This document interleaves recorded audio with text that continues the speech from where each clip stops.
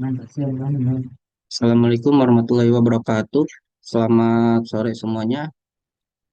Perkenalkan nama saya Rahman Sarip dari kelompok 6 yang beranggotakan Yandi Setiawan dan Muhammad Singgi.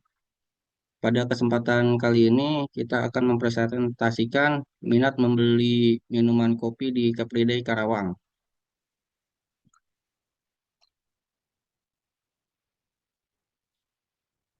Jadi kita membuat kuesioner yang disebar di Karawang Galumas dengan format seperti gambar pertama dan kita mendapatkan polling atau hasil seperti di gambar berikut. Untuk lebih jelasnya, berikutnya akan disampaikan oleh Saudara Singgi.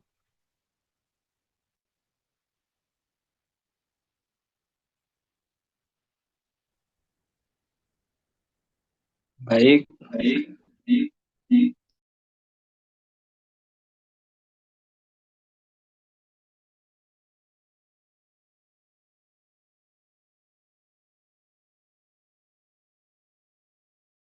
baik. Saya akan menjelaskan hasil analisis dari data yang kami peroleh dari hasil kuesioner. Berikut adalah untuk responden itu sendiri terdiri dari laki-laki dan perempuan dan ada eh, 3 kriteria, yaitu ada pelajar sekolah, ada mahasiswa, dan juga pekerja. Dari data yang kita dapatkan, dilihat dari grafik berikut, laki-laki cenderung lebih banyak eh, meminum kopi dibanding dengan perempuan, dan juga laki-laki yang sebagai pekerja itu lebih banyak dibanding dengan eh, perempuan atau laki-laki mahasiswa maupun pelajar sekolah.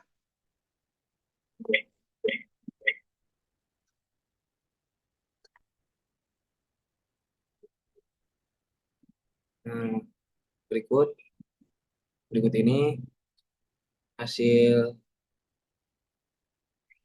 yang didapatkan oleh perhitungan ini kami membuat dengan Excel. Nah, dari sini kami membuat seperti Excel tersebut. Bentar, saya akan membuka dulu file Excel. Nah,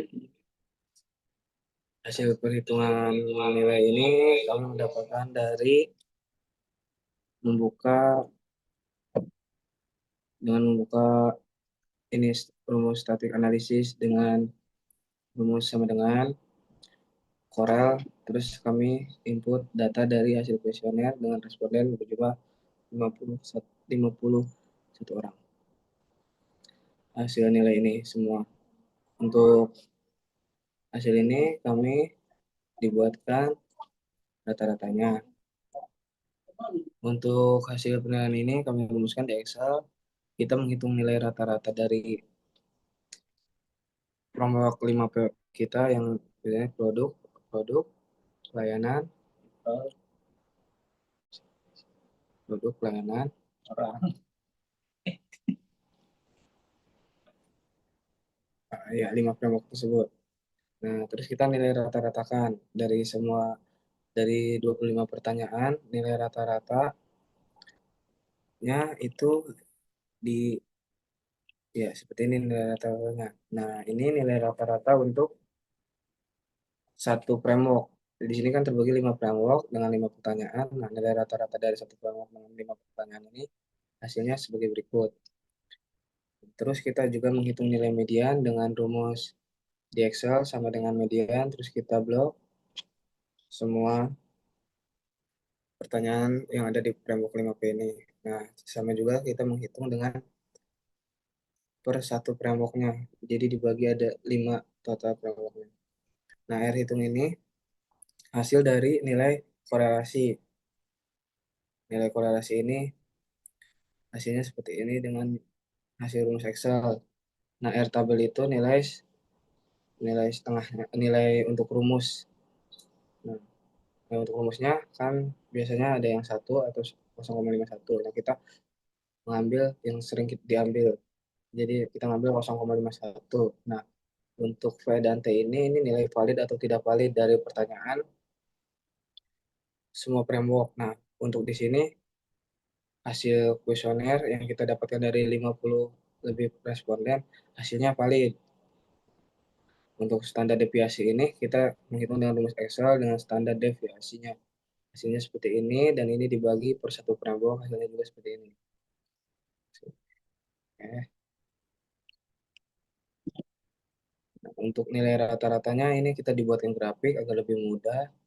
Nilai rata-rata untuk framework kuesioner 5P. Nah, yang biru awan di sini ada 21, biru tua 20, yang harganya di warna merah ada 19%, tempatnya ini ada di 20%, dan untuk promosi di warna ungu ada di 20%. Untuk nilai rata-rata untuk nilai tengah di framework ini ada seperti ini gambarnya, sama saja. Untuk mencari tahu laki-laki dan perempuan, kita memakai pekerjaan mahasiswa dan sekolah itu kita menggunakan di Excel itu menggunakan pivot tabel. Jadi kita sudah tahu dari banyaknya responden, total laki-laki ada 35, kita dengan rumus ini lebih dipermudah jadi langsung ketahuan nilainya ada 35 laki-laki, ada 16 perempuan, dan total respondennya ada 51. Untuk mencari tahu pekerja, mahasiswa, dan pelajar juga kita menggunakan rumus ini sama. Jadi langsung hasilnya otomatis dan ada. Nah, untuk mencari tahu lebih gampang kita tinggal diklik aja di sini. Nah, langsung keluar seperti ini. Kita lebih tahu nih laki-laki pelajar. Ada ini berurutan ada. Berarti itu perlu detail. Nah, langsung ke kesimpulan.